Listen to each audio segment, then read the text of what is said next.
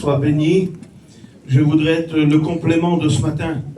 Je pense que Dieu nous donnera la force de pouvoir apporter le message. Vous savez, je vous dis ça avant de commencer la prédication. Quand j'étais plus jeune dans le ministère, j'essayais de faire de beaux messages. Et quand j'ai pris des coups, et quand je suis tombé au plus bas, j'ai compris que le beau message n'apportait rien du tout. J'ai compris que seul Dieu, le message qu'il devrait nous donner au cœur, de l'apporter dans la simplicité. Nous ne cherchons pas à faire de beaux messages. Le message de Jonas n'était pas beau. Personne n'aurait voulu écouter le message de Jonas. Il a marché pendant la ville et il a crié. Imaginez-vous si je dois prêcher ce que Jonas a prêché. Imaginez-vous si je dois marcher au milieu de l'assemblée dans cet après-midi et que je dois dire, écoutez, dans 40 jours, vous serez détruits. Quel message que certains voudraient refuser. Un message qu'on ne voudrait pas écouter. Quand ils sont rentrés, quand Ésaïe est rentré dans la maison d'Ézéchias et qu'il a dit qu'il allait mourir. Quel horrible message. Mais c'était le message qu'il devait donner de la part de Dieu. Ce n'était rien d'autre. Et un serviteur de Dieu doit donner le message que Dieu lui a mis à cœur. Et on n'est pas ici pour faire des compétitions de prédication, car si on fait ça, on s'est tous trompés. On est ici pour apporter le message et on n'essaye pas de prêcher mieux ou plus spirituel. Non, nous délivrons le message. Amen. J'ai été ce matin assis ici et le message était en train de fouiller mon cœur. Hier, j'étais assis là et le message de la croix était en train de me persécuter. Il rentrait dans mon cœur et je pleurais devant l'amour de Dieu. Écoutez, pour ceux qui ont dit que c'était trop long hier, écoutez, revoyez votre vie chrétienne, parce que nous avons écouté hier le message central de la Bible. Amen. Le message de puissance, le message qui délivre et qui guérit. Nous avons besoin de revenir à la croix. Écoutez, nous avons écouté ce matin le temple du Saint-Esprit. Mais au préalable, pour que ce temple soit créé, qu'il existe, il a fallu qu'il souffre à la croix. Vous voyez la collaboration de Jésus, du Saint-Esprit et de Dieu entre le message d'hier et le message de ce matin. Vous voyez comment que Dieu fait. Dieu nous a rappelé hier tout son amour en nous rachetant et en créant par sa chair, il a déchiré le voile, en créant l'Église. Mais écoutez, nous on est assis ici, beau, vilain, tant pis, pardonnez-moi. Mais il nous a rachetés par amour. Amen. Et nous, on n'a rien fait du tout. On n'est pas monté à la croix, on n'a pas souffert. Vous avez écouté le message hier. Le châtiment qui nous donne la paix est tombé sur lui. C'était toi qui devais être ici. Mais par amour, il a pris ta place. Amen.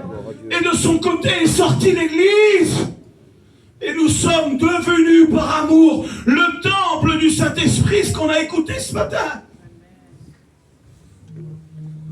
Écoutez, j'ai un étudiant qui est avec moi et aujourd'hui il est reconnu. Et je l'aime comme un fils. Je vous promets que c'est vrai. Mes enfants de ma maison l'appellent le demi-frère de chez nous. Tellement on l'a aimé. Ma fille, pour le jour de l'an, elle a écrit un petit message et elle a dit « J'écris cette bonne année à mon demi-frère. » Tellement qu'on l'a porté dans notre cœur. C'est pas par flatterie, je le dis ça, parce que j'ai mis mon cœur à l'aider. J'ai mis mon cœur à l'aider à pouvoir qu'il devient ce qu'il devient.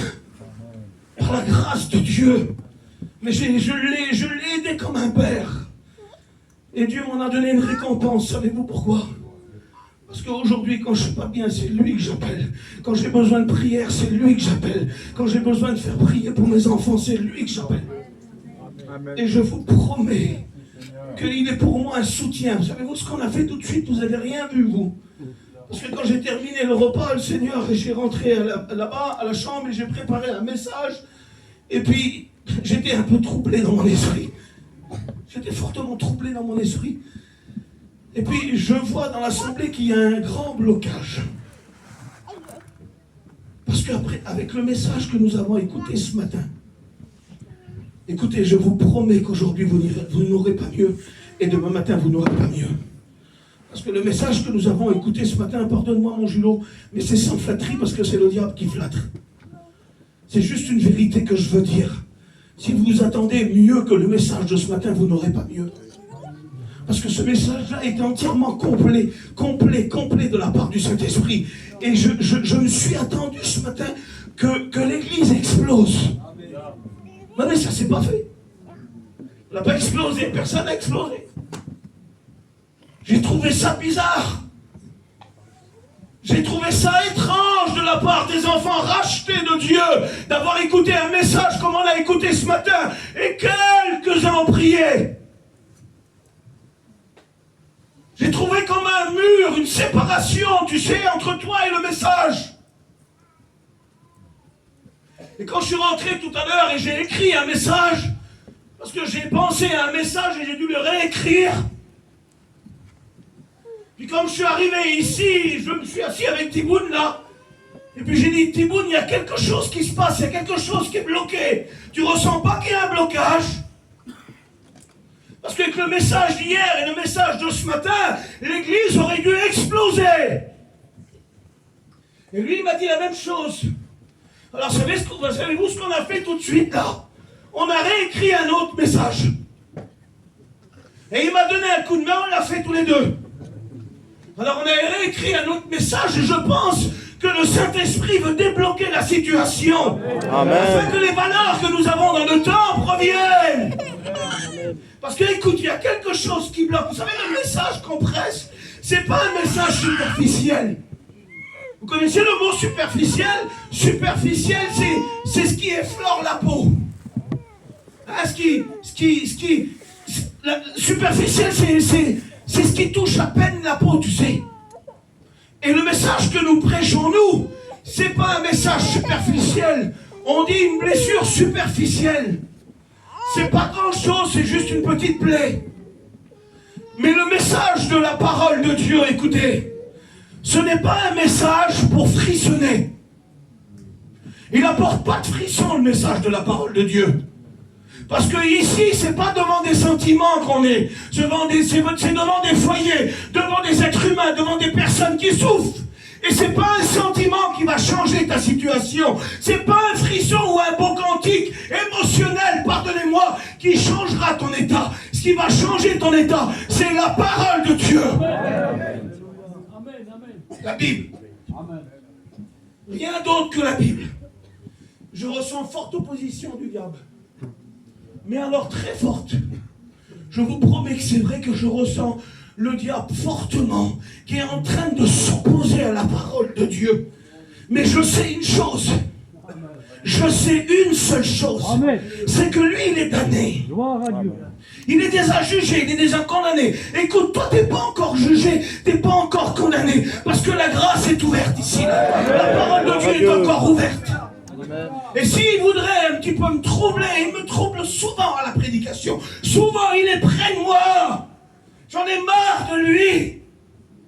Les prédications deviennent un combat, mon Julot, un combat de boxe. Quand je viens à la prédication, c'est comme si que je me bats avec tous les ténèbres. Alors c'est pas des bons messages que je cherche, j'ai juste la parole de Dieu pour détruire les œuvres ténébreuses. Des œuvres ténébreuses, que vous le vouliez ou pas. Il y a des manigances sataniques, diaboliques. Il y a des émissaires de Satan qui viennent pour détruire. Savez-vous ce qu'est l'essence du diable? Savez-vous de quoi il se nourrit? Il était réjoui ces dernières semaines, ces derniers jours, quand le médecin venait et qu'il disait il reste une journée, il reste 2 jours. Le royaume des ténèbres se frottait dans les mains et il se nourrissait de la souffrance. Son essence à lui, c'est ta souffrance. C'est ce que tu es en train de vivre. Quand les gens souffrent, ils s'en nourrissent. Mais je sais une chose, c'est que la prédication vers laquelle le Saint-Esprit nous oriente dans cet après-midi, c'est une prédication qui veut débloquer les situations les plus bloquées, qui veut détruire les œuvres ténébreuses. Même si je suis indisposé, que je ressens une opposition au message, je délivrerai le message quand même. Amen. Même si je ne suis pas bien, même si ça ne va pas, je délivrerai le message. Parce qu'en délivrant le message, nous jetons la semence, comme il a été dit ce matin. Le message que nous prêchons, ce n'est pas un message superficiel qui vient soigner les petits bobos. Ce n'est pas un message qui vient effleurer la peau. Ce n'est pas un message qui nous fait frissonner. C'est bien plus puissant que ça, la parole de Dieu. C'est bien plus fort que ça. Elle est bien plus grande que ça. Écoute, je te pose une question. Pourquoi tu es venu ici? Pour écouter un cantique? Pour avoir un petit frisson pendant 3 minutes 50? 3 minutes 50, vous avez vu, je trouve ça anormal, moi, anormal. Je trouve pas ça normal, j'en ai marre de ça. Pardonne-moi, mon gelot. Pardonnez-moi les anciens, pardonne-moi l'ancien. Mais j'en ai horriblement marre de ça. 3 minutes 50, tout le monde parle en langue. Tout le monde est béni. Et puis quand on arrête les 3 minutes 50 d'un cantique, c'est le calme total. Et puis quand les oracles de Dieu arrivent à la parole de Dieu comme ce matin et hier, on a du mal à avoir un amen. On a du mal à avoir un amen. On a du mal à avoir une prière. Sommes-nous devenus émotionnels? Non.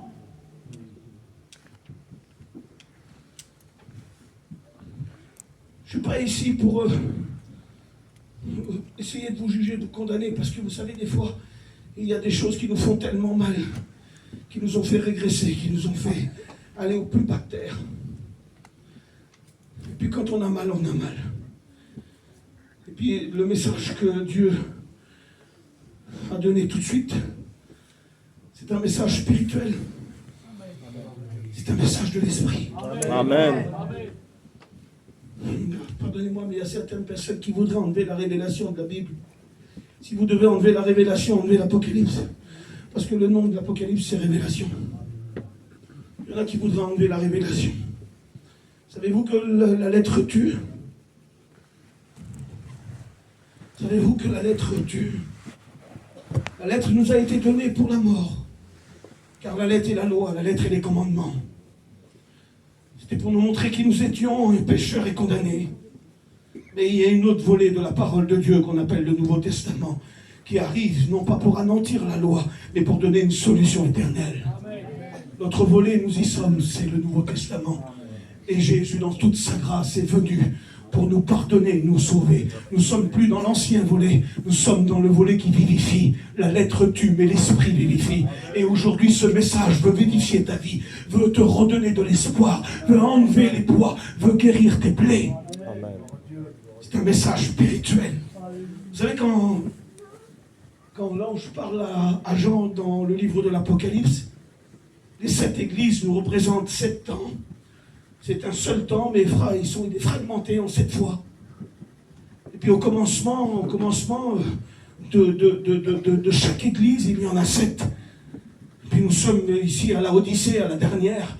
Mais quand on est au commencement de l'église, écoutez, il y a quelque chose de merveilleux dans ces 7 lettres-là. Il y a quelque chose d'extraordinaire, c'est un message spirituel. Et puis quand il écrit à l'église d'Éphèse, c'est l'église du commencement, il termine sa lettre en disant que celui, regardez comme c'est étrange, que celui qui a des oreilles entend ce que l'Esprit dit aux églises. On peut bien parfois écouter. Une fois on a dit c'est beau, ou c'est trop long.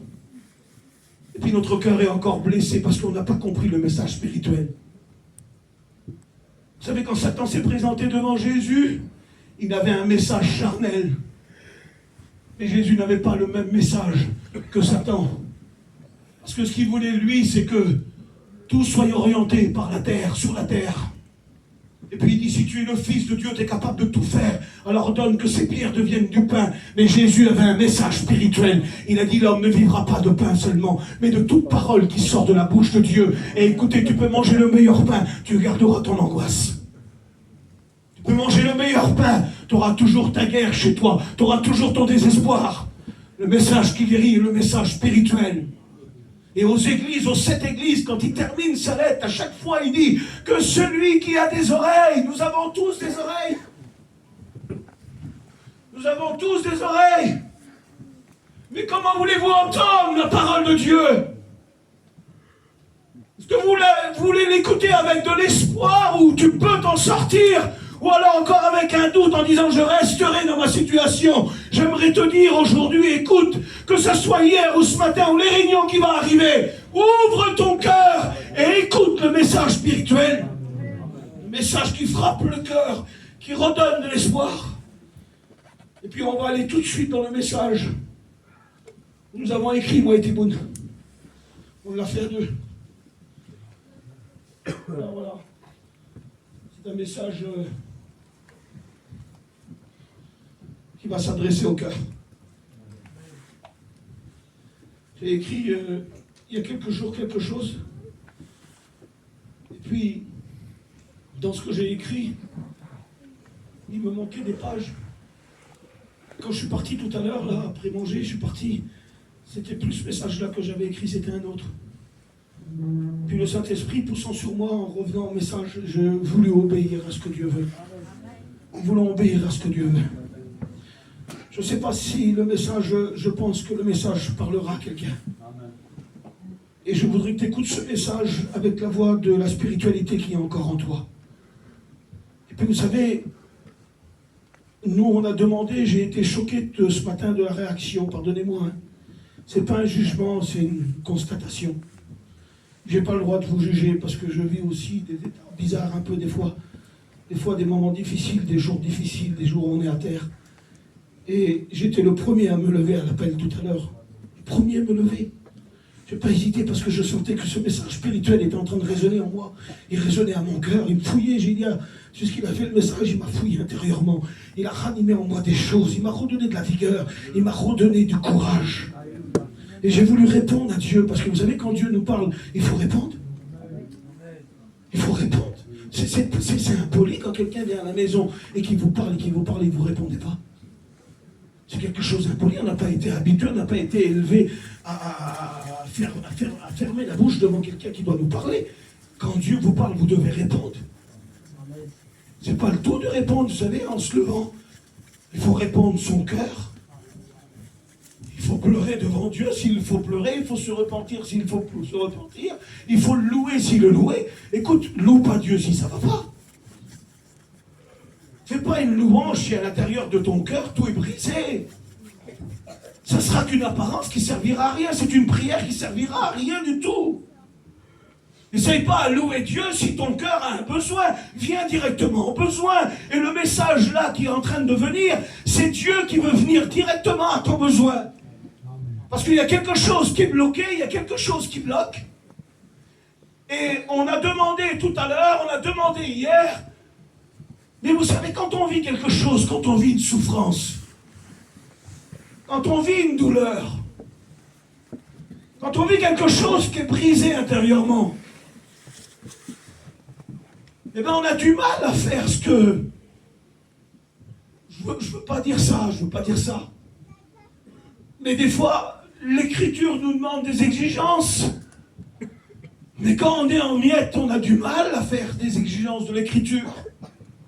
Quand on nous demande de nous repentir ou d'aller demander pardon, il était question du pardon tout à l'heure. Écoute, tu ne dois pas aller demander pardon. Si tu n'es pas béni, tu vas faire plus de dégâts qu'autre chose. Tu vas tout casser, tu vas tout casser. Il faut qu'au préalable, que tu sois béni, que tu reçois la parole, que tu reçois dans ton cœur un mot de Dieu, et que tu laisses agir Dieu, et que tu dis oui au mot de Dieu. Je vais lire un verset. C'est le verset qui m'a donné là, il y a 3 versets. Alors je ne vais pas prêcher longtemps, mais je dirai ce qu'il y a à dire. Je vais commencer avec le premier verset. Et puis le premier verset, c'est dans situation grave de la Bible. C'est une situation, ils se sentent oubliés, ils se sentent rejetés. Ils se sentent loin de Dieu, car ils sont loin de Dieu, à plus de 1500 km, je crois. Puis leur situation est tragique. Leur situation est difficile. Et en plus de ça, ils sont emprisonnés, ils se croient libres, mais ils ne sont pas libres. Ils se croient qu'ils peuvent s'en sortir, mais ils ne s'en sortiront pas. Le diable leur a posé un guet-apens, ils sont là sur un petit îlot, et ils ne peuvent pas s'en sortir. S'ils doivent aller à gauche, il y a l'Euphrate, et puis s'ils doivent aller à droite, il y a le Tigre. Ce sont deux fleuves qui sont là, ils ont l'impression d'être libres, mais ils ne sont pas libres. L'ennemi nous donne l'impression de chanter un cantique, d'aller à la réunion, mais il y a en nous des plaies qui n'ont jamais été refermées, et ces plaies-là nous emprisonnent dans quelque chose. Les plaies qui sont là, les traces qui sont ici du passé n'ont jamais été guéries. Alors on a l'impression d'être libre, mais en réalité il y a quelque chose qui n'a jamais été guéri. Israël arrive en déportation et elle est là dans cette petite îlot là. Puis écoutez ce qui va se passer. Tenez, on va lire le verset. J'ai dit à Thibault, quand je vais aller à la prédication, je vais laisser le Saint-Esprit agir et je dirai tout ce qu'il doit me dire. Je vous promets que c'est vrai. Je vous promets. Je pense que le Saint-Esprit va diriger cette prédication. Mais je voudrais le laisser faire. Le psaume 137. Regardez ce qu'il nous a dit. On va le lire ensemble. Le psaume 137. Écoutez, s'il vous plaît. Sur les bords du fleuve de Babylone, écoutez. Écoutez, c'est peut-être toi qui y es. C'est peut-être toi qui es là-bas. Écoute, je t'en supplie, je voudrais que tu écoutes ce message spirituel. Pas avec tes oreilles charnelles, mais écoute-le avec la voix de ton cœur. Avec ce qu'il y a dans ton cœur, parce que dans ton cœur, nous l'avons écouté, tu es le temple du Saint-Esprit. Il y a encore Dieu, il y a encore Jésus. C'est vrai qu'il y a un coup, qu'il y a une douleur, qu'il y a une déportation, mais Dieu est encore là. Je voudrais que tu écoutes ce message avec les oreilles de ton cœur, parce que c'est un message qui va te ramener, qui va te bénir, qui va effacer les traces du passé. Je le crois que le Saint-Esprit est à l'œuvre pour débloquer les vies. Sur les fleuves, sur le bord des fleuves de Babylone, nous étions assis et nous pleurons. Écoutez, je vous en supplie. Et nous nous souvenons de Sion. Écoutez, s'il vous plaît. Nous nous souvenons de Sion. C'était des choses qui étaient passées, des bénédictions en arrière, des bénédictions qui ne sont plus, des bénédictions qui ne sont plus. Tu es là, tu es venu ici, mais c'est plus les bénédictions d'hier. Tu vis avec des fardeaux, avec des poids, c'est lourd.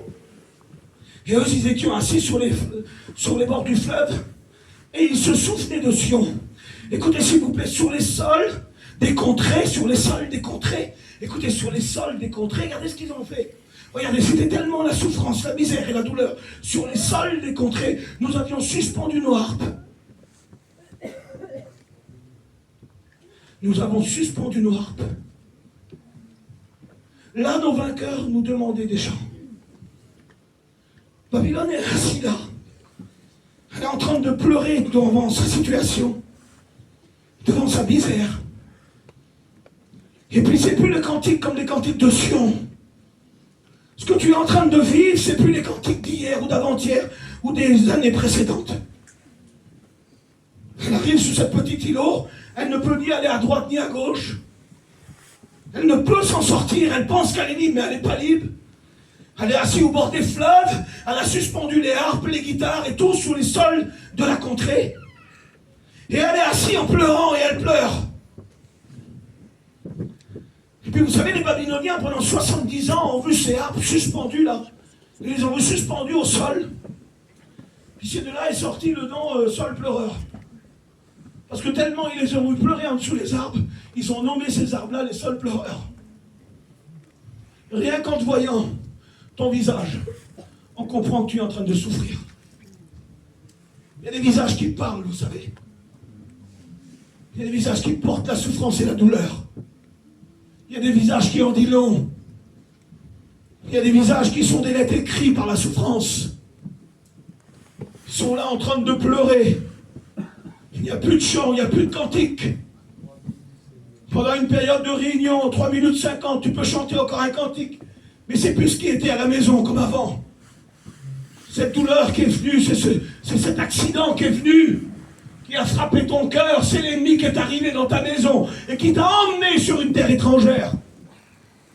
Et ils sont là, ils sont en train de pleurer. Et puis les vainqueurs ceux qui pensaient avoir vaincu sur Israël, ceux qui les avaient déportés d'une terre à une autre, pensaient qu'ils avaient remporté la victoire sur Israël. Et puis dans ton état, tu es en train de vivre là, dans ta douleur profonde, dans ta plaie profonde. Tu te dis maintenant, je ne reviendrai plus comme j'étais avant. Et le diable vient te chuchoter à l'oreille en te disant, tu n'es plus comme avant. Avant tu chantais à Sion, avant tu étais béni, maintenant tu es détruit sur une terre étrangère. Puis quand les vainqueurs arrivent, c'est avec de la moquerie. Quand Satan arrive, c'est avec de la moquerie. Il vient pour nous déstabiliser, il vient pour nous accuser. Quand il vient, c'est toujours pour détruire. Quand ils arrivent, regardez ce qu'ils disent. Chantez-nous des cantiques, comme vous chantez à Sion. Et ils vont répondre, comment chanterons-nous des cantiques à l'Éternel sur une terre étrangère? La situation que tu es en train de vivre, le coup que tu as pris, la douleur profonde. Il était question de hier et aujourd'hui de la restauration. Et je crois que Dieu est en train de parler. Parce que, écoute, tu es ce que tu es le temple du Saint-Esprit. Il t'a racheté à un grand prix, nous l'avons écouté hier. Mais il y a quelque chose qui est venu qui a frappé ta vie. Et dans cette chose qui a frappé ta vie, tu es sur une terre étrangère. Et sur cette terre étrangère, tu dis, je ne m'en sortirai plus. Je mourirai ici. Je ne m'en sortirai plus. C'est terminé. Dans cette terre étrangère, les vainqueurs arrivent pour se moquer de toi. Parce que dans ton état, le diable est en train de se moquer de toi. Mais écoutez, est-ce que Dieu donnera le dernier mot à Satan? Est-ce que Dieu donnera dans cet après-midi le dernier mot à Satan? Est-ce que ta situation va la remporter dans cet après-midi? Ou est-ce que tu voudrais dire oui, Seigneur, je décide aujourd'hui, par un oui de ma bouche, de revenir? Parce que, écoute, dans cette situation grave et tragique, il y a un verset qui va arriver. Parce que Dieu a toujours un verset. Il a toujours une porte. Il a toujours une bénédiction à t'accorder. Vous savez, en 1948, quand Israël est assiégé, ils vivent avec 100 grammes de farine par jour, 100 grammes de pommes de terre. C'est rien du tout pour un foyer, 100 grammes de viande. Puis ils sont là. Puis d'un seul coup, il y a des convois de marchandises qui arrivent, c'est du manger plein, des transports pleins. Des transports pleins de marchandises, de manger pour Israël. Et puis en première tête du convoi, savez-vous ce qu'il y a? Marqué en rouge. Il y a ce verset que Dieu a dit. Quand ils étaient dans la déportation, dans la misère, quand le diable les avait frappés, mis des coups, quand ils essayaient de trouver le moyen de sortir, il y avait un fleuve à droite, un fleuve à gauche. Ils voyaient leurs enfants dépérir dans cette situation. Le diable venait, il frappait fort, fort. Parce que le diable frappe fort. Nous regardons ceux de nos maisons. Et le diable vient et détruit. Il fait mal. Il regarde sur le visage. Le péché les a ruinés. Puis t'es là, t'es assis. Il n'y a plus de chant. Il n'y a plus rien. Puis d'un seul coup, il y a une parole de Dieu qui arrive. Pardonnez-moi de pleurer, j'ai envie de pleurer. Le message est en train de toucher mon cœur. Parce que dans ce message, je suis en train de penser à mon fils que j'aime. Pardonnez-moi si je vous parle avec mon cœur, mais j'aime ouvrir mon cœur. Je suis un pasteur, mais je ne suis pas dans une bulle. Je vis des attaques, je vis des combats, je vis des déceptions, je vis que des fois je suis à demi-mort, je suis à terre. Je vis des trahisons, des fois je me retrouve à être Judas, des fois je me retrouve à être Pierre, ça m'est beaucoup arrivé. Mais dans son amour, il m'a donné toujours un verset pour me relever, toujours une main d'association. J'ai su parfois me repentir quand j'avais péché, il a toujours été là. Voilà, c'est ce que je prêche, c'est ce que je vis. Je ne suis pas pas un martien, je suis un homme de la terre, racheté par Jésus, pardonné par la Amen, gloire à lavé Dieu. par son sang. Mais alors toujours des combats et des luttes avec un ennemi qui brise ma vie. Savez-vous comment qu'a fait la mafia pour faire du mal à un père? C'est inspiré du diable. Je pense que le diable est inspiré pour ça. Je pense que ça, c'est le diable qui leur a donné cette stratégie. Ils ne viendront jamais vers vous pour vous faire du mal. Ils vous font de grands sourires. Mais ils détruisent vos enfants, ils les tuent. Parce qu'ils le savent que s'ils détruisent le fruit de vos entrailles, ça vous fera beaucoup plus mal qu'à vous. Eh bien, le diable vient. Oui, il vient. Il vient. Arrêtez de jouer les héros, il vient. Il vient. Des fois, on se croit trop fort. On se croit trop important. Celui qui est en nous est plus fort que celui qui est dans le monde. Mais c'est vrai, ça. Mais comment est ton cœur? Comment est ta vie? Je ne voudrais pas aller trop loin. Le diable vient, il nous fait mal. Plusieurs fois, j'ai suspendu les harpes. En ce moment, il y a beaucoup de chants. Vous savez, avant, il y avait beaucoup de louanges, beaucoup de prières, beaucoup de jeûnes. En ce moment, à demi-mort. À demi-mort. Beaucoup de prières. La louange, on essaie de la remettre, mais ces fois, c'est triste. Mais je sais une chose, c'est que je ne m'appuie pas sur des frissons. Je suis sur la parole de Dieu. Amen, gloire à Dieu. La parole de Dieu me dit que je serai avec toi tous les jours. Gloire à Dieu. Et quand le ciel est fermé, quand il n'y a rien du tout, c'est là où je suis le plus triste. Parce qu'un homme, quand il est le plus triste, c'est quand le ciel est fermé. Quand il n'y a plus rien, les hommes essaient de faire parler Dieu. Vous avez vu, ils essaient de faire parler Dieu. Ne faites jamais parler Dieu. Si vous avez de fausses prophéties, donnez-les pas. Si vous jouez au prophète, un prophète est revenu en tant que prophète, ce qu'il dit s'accomplit. Dieu m'a dit, Dieu a parlé à mon cœur. C'est dur à écouter la voix de Dieu, hein, Julie. C'est pas un claquement des doigts à la main de Dieu, vous savez. C'est très difficile. Ils sont ici, ils pleurent. Ils se lamentent. Et un verset arrive. C'est Dieu lui-même qui va parler. Sur les convois du premier camion en 1947, des camions remplis de marchandises, remplis de viande, de manger, de nourriture, d'alimentation pour Israël. Israël a marqué sur le camion ce verset-là. Si je t'oublie, Jérusalem, que ma droite m'oublie et que ma langue s'attache à mon palais.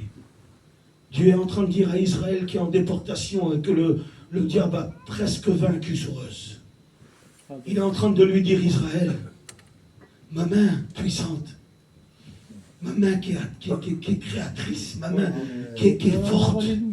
Il dit, si je t'oublie, je vais oublier ma main. Tu vois ma main? La main de Dieu, le bras de l'Éternel est puissant, la main de Dieu est forte. Et il dit à Israël, si je t'oublie dans l'endroit où tu es, je vais oublier ma main. Écoute ma parole qui a tout créé. Sur ma parole, tout a été créé. Le ciel, la terre, tout a été créé. Il dit, si je t'oublie, ma langue va s'attacher à mon palais. Il dit, si je t'oublie, plus jamais de ma vie, je vais parler Israël. Dieu promet à Israël qu'il ne les oubliera jamais. Et Dieu te promet dans cet après-midi qu'il t'a écouté. Psaume 94, verset 9, il dit, celui qui a créé l'oreille n'entendrait-il pas? Celui qui a formé l'œil ne verrait-il pas? Pourquoi cette prédication? Dieu a décidé de faire ça. Pourquoi? Pourquoi Dieu décide de ramener, que Thibaut fait le message avec moi? Parce que dans l'assemblée, plusieurs ici, c'est pas une révélation, parce que c'est comme ça, si Dieu veut ça, c'est ce qu'il y a ça. Vous comprenez ça? Si Dieu veut ce message, c'est qu'il y a des personnes comme ça. Et si ce message est donné, c'est parce que Dieu veut guérir. Amen. Il veut guérir. Et Dieu ne nous oublie pas. Et le message, le verset qu'il va donner tout à l'heure, je vais vous le lire, c'est le même verset qui est donné dans la même situation. Et c'est celui-là le verset. Et je le lis pour vous. 30.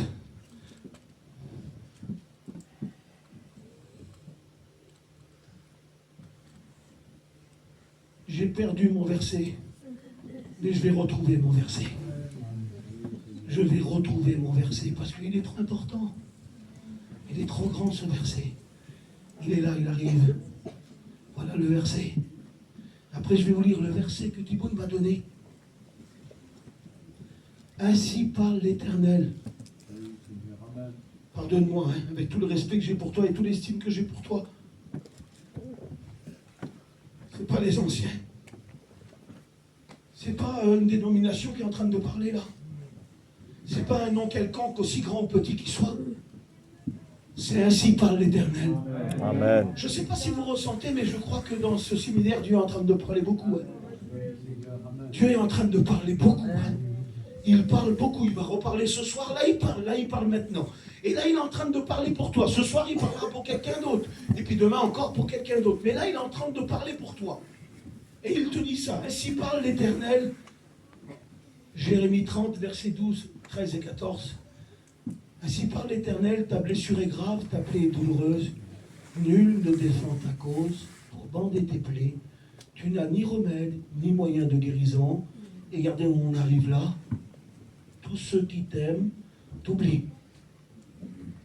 Ça veut dire que dans ta situation, tu te retrouves tout seul. Sur les bords du fleuve, tu te retrouves tout seul. Tu as raccroché tes chants, tu te retrouves tout seul. Le moqueur vient vers toi et il te méprise et tu es tout seul. Mais moi j'aimerais te dire que tous ceux qui t'aiment sont oubliés, mais il y a quelqu'un qui t'aime plus que d'autres. Et celui-là a dit, si je t'oublie, que ma main droite m'oublie et que ma langue s'attache à mon palais. Parce que lui, il ne t'a pas oublié. Amen. Il a décidé dans cette journée, parce que écoute, tu n'as plus les forces. Et ce coup que tu as pris, là, cette déportation que tu es en train de vivre, elle fait très mal. Mais dans cette journée, il veut te guérir. Gloire à Dieu. C'est pas que des mots, hein. Regardez, parce que la souffrance, on a marqué ça tout à l'heure. Qu'est-ce qui a bloqué ta vie? J'ai marqué la souffrance, la peur, le traumatisme, un divorce qui a brisé tout, ou une séparation ou un deuil, ce qui laisse des traces, les traces du passé. Thibaut m'a donné un psaume étrange, un proverbe étrange, proverbe 30, verset 19. Regardez.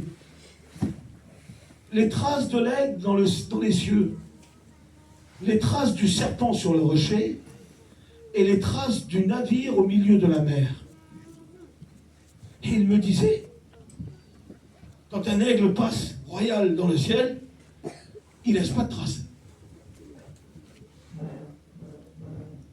Quand un serpent passe sur un rocher, il ne laisse pas de traces. Et quand un navire traverse la mer, il ne laisse plus de traces. Savez-vous ce que ça veut dire? Les choses que toi seul tu vois, les traces qui sont dans ton cœur, qui n'ont jamais été oubliées. Ça veut dire ce que plus personne voit, tous ceux qui t'aiment t'oublient. Et cette douleur profonde que tu as eue a laissé des traces. Et il n'y a que toi maintenant qui les vois. Il n'y a que toi qui subis les traces du passé. Et ça veut dire ce que les hommes ne voient pas, Dieu le voit. La trace de l'aigle dans le ciel, personne ne la voit, eh bien Dieu la voit. La trace du serpent sur le rocher, personne ne la voit, Dieu la voit. La trace du navire, ce qu'il a passé, ce qu'il a laissé, plus personne ne le voit, mais Dieu le voit. Et Dieu voudrait te dire qu'il t'a vu. Amen, que gloire à cet Dieu. après-midi, il veut guérir ta plaie, il veut te guérir. Comment qu'il va faire pour te guérir? Vous savez que Dieu n'a pas la même façon que nous de travailler. Nous, pardonnez-moi, mais on ne sait pas trop travailler. On ne sait pas trop guérir un cœur. Ce n'est pas notre domaine. Le psaume 147 nous parle que Dieu est capable de rebâtir, de reconstruire, de faire sortir les exilés. Puis d'un seul coup, il va ouvrir une porte que personne ne peut ouvrir. Il dit, il guérit les cœurs brisés. Et quand un cœur est brisé, qui est-ce qui peut le réparer? Même pas une famille, même pas des enfants, même pas une situation, même pas une nouvelle voiture, une nouvelle cuisine, même pas un voyage n'importe où. Il n'y a rien qui guérit un cœur brisé, un cœur cassé, un cœur qui est fracturé. Et par contre, je sais une chose, c'est que quand les hommes ont pris des coups, et qu'ils sont descendus, et qu'ils ont mal, et que tous les pasteurs passent à côté, et que tous les souverains sacrificateurs avec leurs habits de sacrificature passent à côté, et que tous ceux qui travaillent, qui aiment travailler pour Dieu, merci Seigneur d'aimer travailler pour Dieu. Mais j'aimerais vous dire, pour que votre travail soit réussite, vous devez avoir l'adoration avant le travail. Parce que si tu n'as que du travail sans adoration, tu ne seras pas alimenté. Si tu n'es pas alimenté, tu vas t'écrouler. Alors il y a ceux qui aiment travailler. Merci Seigneur, travailler pour Dieu. Mais il y ait au moins de la communion avec Dieu. Vous savez, Satan il dit à Jésus, il lui dit, tu adoreras l'Éternel ton Dieu. Il dit, prosterne-toi devant moi, il m'adore. Non, il dit quoi Jésus? Tu adoreras l'Éternel ton Dieu et tu le serviras. Remarquez quelque chose dans Matthieu chapitre 4, que le verset s'arrête là. Tu adoreras l'Éternel ton Dieu. Là, le verset s'arrête, et tu le serviras. Ça veut dire qu'il y a l'adoration avant le service. Si tu veux un bon service, un bon travail pour Dieu, il faut adorer avant de travailler. C'est ça qui te donnera les forces pour ta vie chrétienne. C'est la communion, c'est le contact avec Dieu. Cet homme-là a pris des coups et je termine avec ça. Il a mal. Il veut s'en sortir. Et il n'y a personne qui peut l'aider. Il reste tout seul dans sa douleur et sa souffrance. Et il va mourir. Il est à demi-mort. Je ne sais pas qu'est-ce qui s'est passé pour lui, mon Julot d'amour, je ne sais pas. Il a eu cette folie. Et je ne voudrais pas parler. Je ne voudrais pas parler sur personne. Je voudrais accuser personne. Je voudrais mépriser personne. Je ne voudrais pas éteindre ce que Dieu laisse allumer. Parce que parfois nous jetons de l'eau sur le lumignon qui fume encore. Et Dieu a décidé de faire fumer encore le lumignon. Et moi je ne voudrais pas surtout l'éteindre. Parce que c'est Dieu qui le laisse allumer. Et ce que Dieu laisse allumer, nous ne devons pas l'éteindre. Quand quelqu'un est descendu et qui est loin, nous ne devons pas l'éteindre. Nous devons laisser rallumer ce que Dieu a décidé de rallumer. Amen. Puis ce jour-là, cet homme-là a descendu une folie dans son cœur. Écoutez, tout le monde a vu que cet homme-là a descendu de Jérusalem à Jéricho. Tout le monde l'a vu. Et si moi j'ai descendu, est-ce que vous l'avez vu? Je vous pose la question, une réflexion. Tout le monde a descendu, il est parti, il a descendu, c'est fini. Hein, je suis en train de poser une question. Parce que des fois nous parlons sur ceux qui sont descendus ou qui sont loin, et on dit des noms rétrogrades. Et si moi qui vous parle, je suis rétrograde dans mon cœur, est-ce que vous l'avez vu? Il y a des moments de ma vie où j'ai descendu. Puis je n'avais pas le secours de rien parce que j'étais muet et je ne pouvais pas en parler.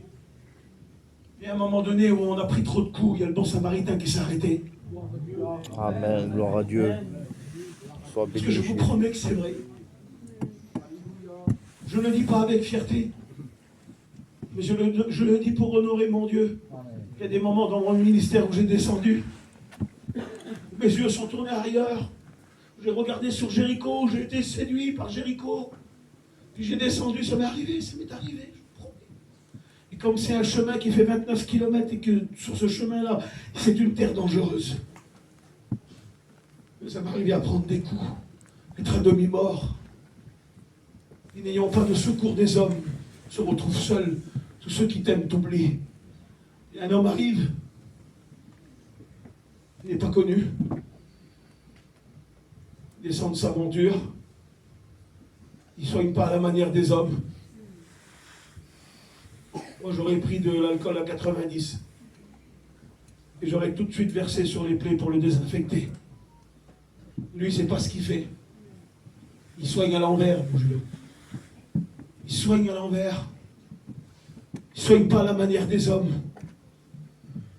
Pour soigner une plaie, on met de l'alcool, de la pommade, et après on bande avec une bande. Jésus n'a pas la même façon de nous de soigner. Parce que cet homme-là a pris beaucoup de coups. Et il le sait que s'il verse du vin avant lui, il va avoir mal. Parce que le diable est déjà en train de l'accuser de sa descente et de lui dire que c'est un vaurien qui restera dans sa misère. Mais Jésus, lui, verse. Avant de verser du vin, il met des bandes. Savez-vous pourquoi? Il est en hémorragie interne, il va mourir. Et quand tu es en hémorragie interne, il ne faut pas mettre de l'alcool à 90. Ou il ne faut pas mettre de la pommade. Il faut faire quelque chose, il faut faire un garrot. Il faut arrêter le sang. Il y en a qui sont en hémorragie interne tellement qu'ils souffrent dans leur cœur. Ils ont l'apparence d'un chrétien, ils ont le foulard d'une chrétienne, mais dans leur cœur, ils ont détruit. Ils sont mal, ils ont des coups. Et pour garder toujours l'apparat du chrétien, pour te dire toujours je suis chrétien, alors ils ont tellement mal qu'ils n'osent même pas le dire. Mais écoute, tu crois que Jésus n'a pas vu? Tu crois que Jésus, celui qui a formé l'œil, ne verrait pas ta douleur, ta souffrance? Tu devrais arrêter de jouer un petit peu, tu devrais venir devant tout à l'heure là. C'est ça le séminaire, on est ici pour ça. Vous savez qu'on a eu des combats ici avant de venir? On a eu des combats qui venaient, qui sortaient de l'enfer, comme ça, qui sortaient de l'enfer pour nous empêcher de venir ici, pour nous empêcher de prêcher. Mais moi, si je suis venu ici, là, c'est parce que je sais que Dieu peut guérir les hommes, il peut les relever, il peut les bénir. Mais écoute, il ne le fera pas sans toi. Pourquoi qu'il a dit au petit oui? Pourquoi qu'il a dit oui? Parce que c'est dans le oui que s'accomplit la volonté de Dieu. Toi, tu dis non par ton apparence. Tu dis non par ton titre. Mais ton cœur est touché. Tu crois qu'il ne l'a pas vu? Tu sais ce qu'il voudrait de toi? Tu sais ce qu'il voudrait? Il voudrait... C'est pas pour faire... On n'est pas en train de chiner, là. On est en train de parler à des cœurs qui souffrent. C'est bien plus grand que ça des sous. Hein. C'est bien plus grand que... Pardonnez-moi de l'expression vulgaire, mais qu'est-ce qu'on en a à foutre de l'argent? On est en train de parler à des hommes et des femmes que Dieu est en train de dévoiler les cœurs qui souffrent intérieurement parce qu'ils ont pris un coup par le diable, parce qu'il y a eu un problème dans la famille, parce qu'un enfant est parti, parce qu'une maladie a frappé, parce que la vallée de l'ombre de la mort est venue, parce que Baka est là qui est en train de pleurer. Et parce qu'on entend des cris à Rama, parce que les enfants ne sont plus. Le diable est venu, a pris les enfants, il a pris Ephraïm. Et Rachel est en train de pleurer, elle pleure. Et Rama était la plaque tournante des déportés. Tous les enfants qui étaient déportés, toutes les familles qui étaient déportées, c'était à Rama. Et à Rama, quand t'approchais Rama, c'était que des pleurs, des lamentations, parce que l'ennemi prenait et arrachait les enfants des mères, et il les emmenait loin. Et on arrache les enfants de Rachel. Et elle pleure, et elle refuse d'être consolée. Et puis Dieu lui dit, écoute, retiens tes larmes, parce qu'il va y avoir un salaire pour tes larmes. Il dit, je te le dis Rachel, tes enfants reviendront. Amen. Pourquoi tu portes toujours cette apparence? Tu crois que Dieu t'a pas vu? Béni Seigneur, amen. Il est prêt à... Tu peux pleurer, ma soeur, pleure, vas-y, pleure. Pleurez si vous sentez que la parole de Dieu vous frappe. Si vous sentez que Dieu est là pour vous guérir, pleurez. Venez devant. Venez, Dieu est prêt à vous guérir. Écoutez, il y a quelques années, on était ici, là, dans ce même séminaire, et puis j'ai prêché sous les bras du Père. Les bras du Père, pardonne, il aime. Et puis après la prédication, Dieu m'a dit, tu appelles tout le monde, et tu prends tout le monde dans tes bras, tu appelles tous les serviteurs, et tu dis qu'ils prennent tout le monde dans leurs bras, parce qu'en les prenant dans leurs bras, c'est moi qui vais les prendre. Et c'est ce qu'on a fait. Ben, il y avait... Lève-toi voir, mon frère. Regardez, cet homme-là est venu. Il était là. Et puis il a un petit garçon qui est autiste de 15 ans.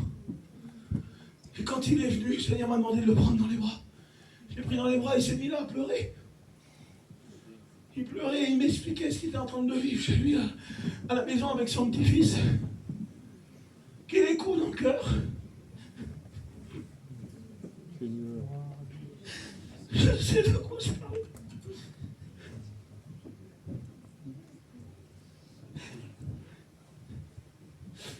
Quel écho dans le cœur. Quand le diable travaille là-dedans, là, quel mal. Tu vois que le négatif. Ça, c'est des terres étrangères, ça. écoute Donald, si je t'oublie, que ma main droite m'oublie. Si je t'oublie dans ce que tu es en train de vivre, dis Dieu, que ma langue s'attache à mon palais. T'as pris un coup, je sais pas ce que c'est le coup. T'as mal. T'es en hémorragie. T'en peux plus. Tu t'as dit c'est le séminaire de la dernière chance. Et Dieu, lui, il est là. Il va bander tes plaies parce que t'es en hémorragie. Il va mettre de l'huile parce qu'il doit adoucir. Tu dois être adouci, t'es amer. Tellement le coup que tu as pris t'a fait mal, tu ne veux plus chanter, tu ne veux plus te lever, tu n'as plus la force de rien faire. Écoutez, si Jésus aurait venu vers cet homme, qui avait pris des coups, qui était à demi-mort et qu'il allait mourir, s'il aurait dit chante des cantiques, s'il aurait dit lève-toi, lève-toi l'appel, lève-toi, s'il aurait dit écoute, il faut que tu viennes avec moi prier, s'il lui aurait dit écoute, tu dois jeûner, hein. S'il lui aurait dit, écoute, il faut que tu remontes, là, t'as descendu, il y a 29 km, il faut que tu remontes. Vous croyez que Jésus, il parle comme ça? Regardez le récit de Luc, chapitre 10, verset 30. Il n'y a pas un mot qui sort de la bouche de Jésus. Il n'y a rien du tout. Mais alors, comment qu'il agit? Gloire à Dieu. Dans ses mains la solution pour guérir. Alléluia. Il ses plaies parce qu'il sait qu'il va mourir. Et lui, là, lui qui est à demi-mort, là, il a donné sa vie pour lui. Il est mort pour lui. Il l'a racheté à la croix. Il ne veut pas que Satan le prenne. Alors il sort ses bandes. Il bande ses plaies. Il arrête l'hémorragie. La parole de Dieu est en train d'arrêter l'hémorragie, là. Elle arrête l'hémorragie, elle te redonne de l'espoir. Il prend de l'huile, il ne peut pas prendre le vin, c'est pas possible, il va avoir mal. Il prend l'huile, parce que si le diable est en train déjà de l'accuser, il a mal. Mais lui, il faut qu'il l'adoucisse. Alors l'huile du Saint-Esprit par la parole de Dieu, elle est en train d'être versée sur ses plaies. Amen, gloire à Dieu. Elle est en train d'être versée sur ses plaies. Il se sent bien. Il sent qu'il ne va plus mourir, il y a quelqu'un qui est là. Vous savez ce qu'il a dit, la Bible de riche qu'il était, il s'est fait pauvre, afin que nous soyons enrichis. Quand il vient vers le bon samaritain, il descend de sa monture et il se penche vers lui. C'est Jésus qui est venu de son ciel de gloire se pencher sur tous ceux qui allaient mourir. Puis d'un seul coup, il faut qu'il retrouve sa joie. Il faut qu'il retrouve l'espérance. Il faut qu'il retrouve tout ce qu'il a perdu. Puis le symbole du vin est quelque chose d'une communion, quelque chose qui change, tu sais. La vie fade, la vie qui a fait mal, ces coups qui ont fait mal, qui est plat, c'est plat. Hein, comme les vases là, qui ont été changés en vin. Alors d'un seul coup, il reverse le vin. Parce qu'il faut qu'il change toute la situation. Et j'aimerais terminer avec un verset qui dit ne pense plus, Ésaïe 43, verset 18, ne pense plus aux événements passés. Et ne considère plus ce qui est ancien. Voici. Dans le verset, voici, c'est Jésus. Hein, comme Jean a dit, voici l'agneau de Dieu qui ôte le péché du monde. Et bien dans le verset, voici, c'est Jésus. Et il dit, voici, je fais une chose nouvelle sur le point d'arriver. Ne la connaîtrez-vous pas? Je mettrai un chemin dans le désert et des fleuves dans la solitude. On ne peut pas construire une route dans le désert, c'est le domaine du miracle. Mais la parole de Dieu sait construire des routes dans les déserts. Amen. Elle sait mettre un chemin dans ta solitude. Il m'a dit tout à l'heure que son petit est béni. Amen. Il fait des choses qu'il n'a jamais fait. Gloire à Dieu. La main de Dieu est sur ce foyer. La main de Dieu est sur cette famille. Mais comme il a su pleurer, il a pleuré. Mais Dieu a su le consoler aussi. Si vous voulez, nous prions. Voilà. Je voudrais te dire, écoute. Moi, écoutez, hier qu'il a donné sa vie, ce matin, nous sommes le temple du Saint-Esprit. Et les travails, les manigances du diable nous apportent sur les terres étrangères, les coups de la vie nous font mal. Le bon samaritain est là. Le bon samaritain est là.